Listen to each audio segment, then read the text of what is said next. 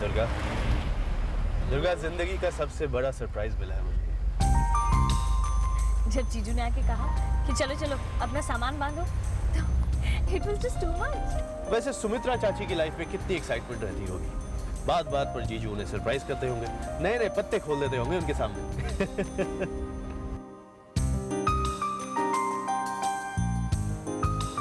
ऐसे क्या देख रही हो?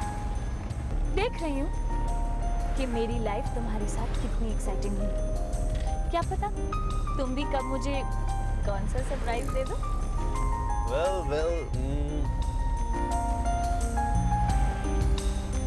दुर्गा, वो क्या? सरप्राइज। जो हम सोच रहे हैं ऐसा भी तो हो सकता है कि वो हमारी घबराहट, हमारी चिंताओं का नतीजा हो। अगर तुम समझते हो कि तुम्हारे आंखें बंद कर लेने से या तुम्हारे सच्चाई से मुंह मोड़ लेने से सच्चाई बदल जाएगी, तो ये अपने आप को धोखा देने वाली बात है। खुशी आम बच्चों की तरह नहीं है और ना ही उसकी हरकतें। ये बात तुम भी अच्छी तरह जानते हो और मैं भी। अब उसकी इन हरकतों के पीछे और इन अजीब किस्म की घटनाओं के पीछे कारण क्या है, ये बात हम दोनों जानना चाहते हैं। और इस बात के जवाब के लिए खुशी से बेहतर और कौन हो सकता है? खुशी? वो कैसे? देखो वीरेंद्र, उसने काली का इतना कठिन मंत्र इतनी आसानी के साथ बोल दिया, और फिर जब उससे पूछा गया तो वो उसके बारे में बिल्कुल भूल चुकी है। और ये पहला मौका नहीं है जब वो हमें काली के मंदिर के पास मिली है। क्या तुम ये जानना नहीं चाहोगे कि क्या खुशी को काली के मंदिर में इतनी रात को अकेले जाना याद है या नहीं? अरे परीक्षित, जानना तो चाहूंगा, लेकिन क्या? हिचकिचाओ मत दीवान। बच्चे तो यूं भी सब कुछ जल्दी ही भूल जाते हैं।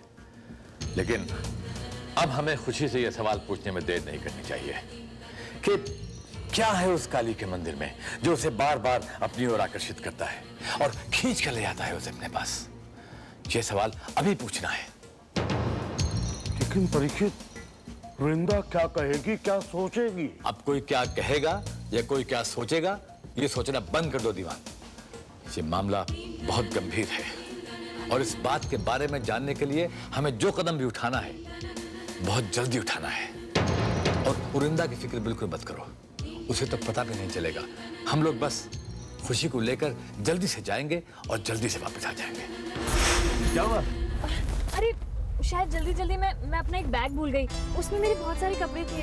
अरे तो क्या हुआ, नए कपड़े ले लेना। ऐसा थोड़ी होता है, उसमें मेरे फेवरेट कपड़े थे। अरे बाबा, उसमें क्या है, जो नए कपड़े लोगी उन्हें फेवरेट बना देना। जी नहीं, ऐसा नहीं होता। और वैसे भी मेरी ऐसी आदत नहीं है, जब मुझे कोई नई चीज मिले तो मैं पुरानी को कभी नहीं भूलती। मेरी आदत तो बस ऐसी है, एक बार जो दिल में बस गया, जो अच्छा लग गया तो बस लग गया, फिर कोई और उसकी जगह कभी नहीं ले सकता। चलो इतनी तसल्ली तो हुई।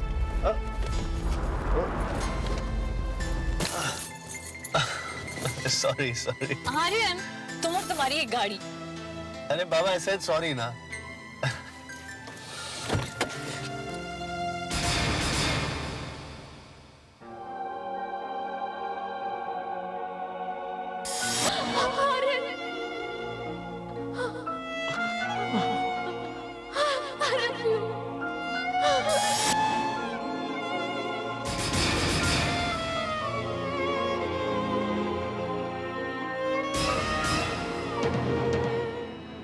आर्यन, ये वही मंदिर है ना? हाँ दुर्गा, ये वही जगह है। ये वही जगह है जहां मेरे कदम मुझे अपने आप लेके चले आते थे। ये वही जगह है जहां मेरे दिल से उठे हर सवाल का जवाब मैं ढूंढने चला आता था। और ये वही जगह है जहां मुझे उन सवालों के जवाब नहीं मिलते थे। वही जगह है। मगर मुझे आज एहसास हुआ है कि मुझे वो जवाब क्यों नहीं मिलते थे। मुझे वो जवाब इसलिए नहीं मिलते थे क्योंकि शायद मैं उन्हें ठीक तरह ढूंढता ही नहीं था। शायद काली माँ मुझे उन सवालों के जवाब देना ही नहीं चाहती थी। दुर्गा काली माँ ये चाहती थी कि मैं एक ऐसे रास्ते पर आगे बढ़ूं जो मेरी आंसुओं की वजह से मुझे ठीक तरह दिखाई नहीं दे रहा था। और शायद आज भी काली माँ ने इसलिए अपने द्वार के सामने हमें रोक लिया है कि वो मुझे बताना चाहती है कि मेरे हर सवाल का जवाब यहाँ है, मेरे सामने, मेरी आंखों के सामने।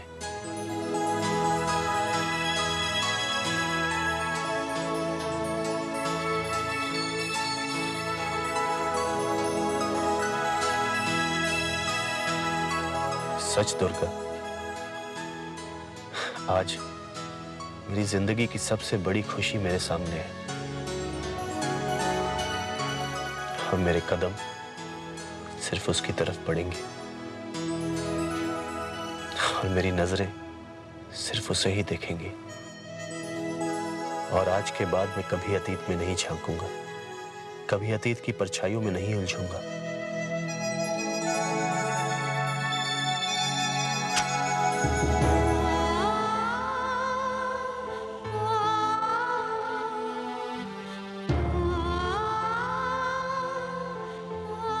आर्यन, मुस्कान भी यही चाहती थी ना कि तुम्हारी जिंदगी का वो अंधेरा हमेशा हमेशा के लिए मिट जाए। तुम्हारी जिंदगी को खुशी की लौ की तरफ बढ़ते हुए देखकर मुस्कान की आत्मा को बहुत सुख मिलेगा।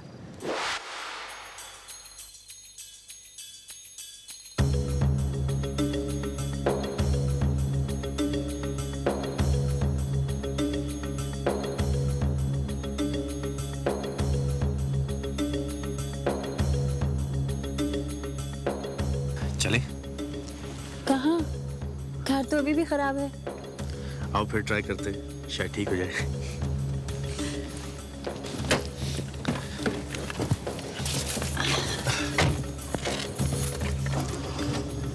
There it is.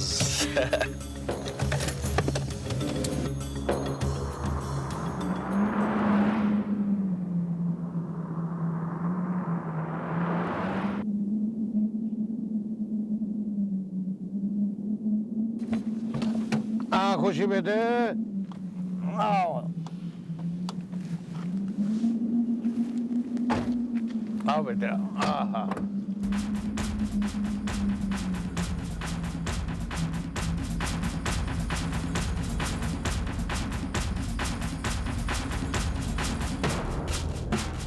खुशी बेटे, कल रात को तुम यहाँ आई थी ना? क्यों आई थी बेटे? तुम्हें कौन लाया था यहाँ?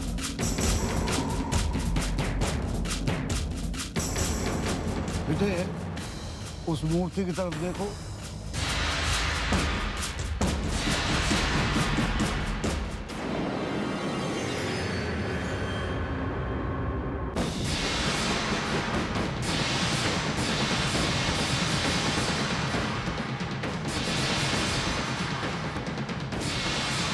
कुछ याद आया बेटे? याद करो बेटे, याद करो। सोचो बेटे, याद करो। हाँ हाँ, सोचो बेटे। खुशी बेटे, याद करो। सोचो बेटे, सोचो।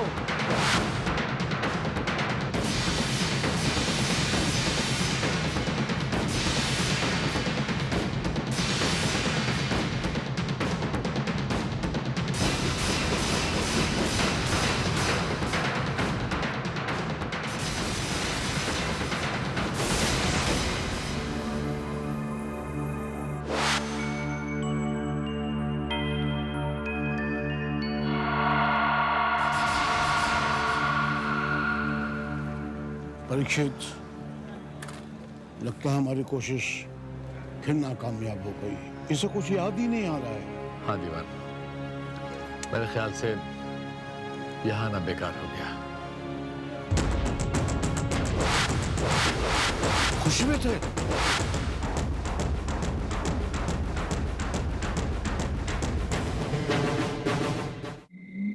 बाहर इतनी तेज और ठंडी हवा चल रही है, लगता है तूफान आने वाला है। फिर भी आप उस छोटी सी बच्ची को दोबारा उस काली माँ के मंदिर ले गए। डॉक्टर ने मना भी किया था पापा। आपको तो पता था ना कि वो लड़की थक गई है। उसकी तबीयत ठीक नहीं है, फिर भी दोबारा ले गए। क्या साबित करना चाहते हैं आप लोग? फरीदा बेटे, हम तो कुछ सवालों के जवाब ढूंढने गए थे। कुछ जवाब? आप उस छोटी सी बच्ची वहां उस काली माँ के मंदिर इसलिए गए क्योंकि आपको अपने सवालों के जवाब चाहिए थे। लेकिन पापा, आप भूल गए कि अगर मेरी छोटी सी बच्ची को कुछ हो जाता तो आप मुझे क्या जवाब देते? वृंदा बेटा, समझने की कोशिश करो। और आप लोग भी मुझे समझाने की कोशिश मत कीजिए। मैं मानती हूँ कि उस रात वो अकेली वो काली माँ के मंदिर गई थी, लेकिन उससे क्या साबित होता है? क्या जानना चाहते हो आप लोग? आपके मन में क्या है? क्या सवाल है, क्या जवाब है? मैं कुछ नहीं जानना चाहती। बस मेरी खुशी को अकेली छोड़ दीजिए। और मैं आपसे उम्मीद करती हूँ पापा कि आप मेरी खुशी को कोई तकलीफ ना पहुंचाए। क्या इतना उम्मीद कर सकती हूँ मैं आपसे? प्लीज।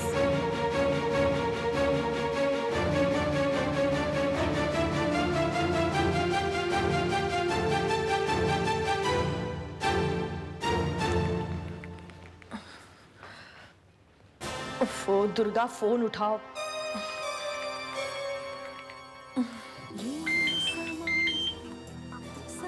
मेरे आने से पहले चली क्यों गई? कम से कम मेरा इंतजार तो किया होता। मैं उसे गुरु माँ की बात समझा सकती थी कि आर्यन से 40 दिन तक दूर रहे। For God sake Durga, phone उठाओ।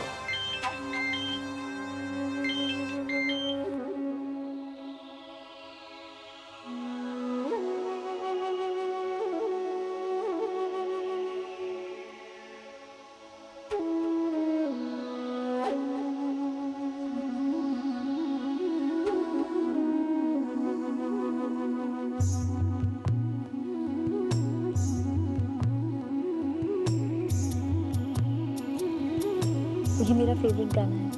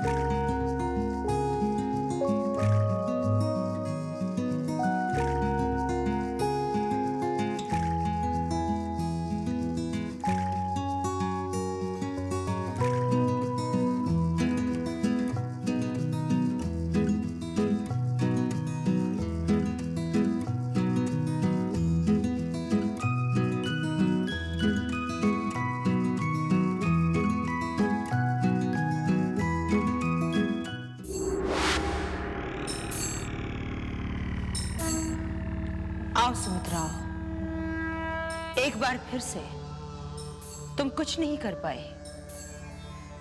आर्यन और दुर्गा चले गए और तुम उन्हें नहीं रोक पाई। क्यों? मैं ठीक कह रही हूं ना सुमित्रा? हाँ गुरु माँ, अब आप ही बताइए मैं क्या करूं? मैं तुम्हारी मदद कर सकती हूँ, मगर उसके लिए तुम्हें कुछ हालात पैदा करने थे। अगर तुम आर्यन और दुर्गा को रोक पाती तो मैं वो कार्य करती जो तुम्हारी बहन के लिए सुरक्षा कवच का काम करते।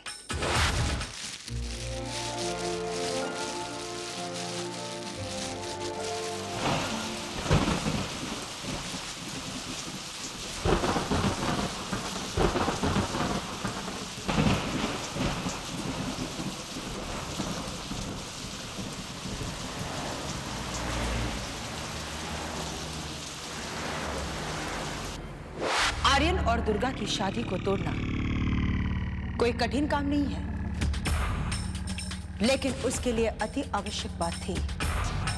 बात है कि 40 दिनों तक उन दोनों के बीच कोई संबंध, कोई शारीरिक संबंध ना हो।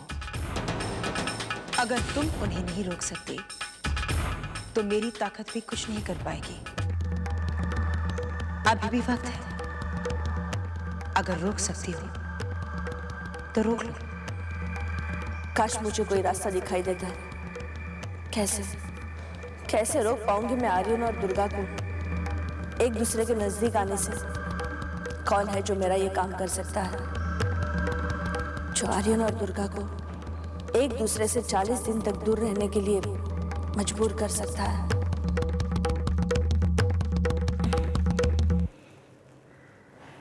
मैं कोशिश करूंगी गुरु मां।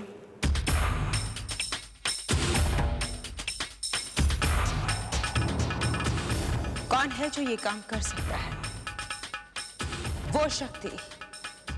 वो शक्ति जो आर्यन के साथ कई सालों से परछाई बनकर रह रही है। वो शक्ति जो आर्यन और दुर्गा के बीच साया बनकर मंडराती रहती है। मैं विश्वास के साथ कह सकती हूं कि ये शक्ति भी नहीं चाहती कि दुर्गा आर्यन के करीब आए। कौन है ये शक्ति? क्या है ये शक्ति? किसकी ताकत है ये जो हमेशा मुझसे 2 कदम आगे रहती है? आर्यन और दुर्गा के मामले में मुझे इस कार्य में ज्यादा सफलता नहीं मिली, लेकिन ये अनदेखी ताकत इस कार्य में हमेशा सफल रही है। हमेशा। आर्यन और दुर्गा प्रतिदिन हर पल एक दूसरे के करीब चले आ रहे हैं, और मैं इस बात को लेकर हैरान हूं कि इस बार वो शक्ति, वो ताकत खामोश क्यों है, शांत क्यों है?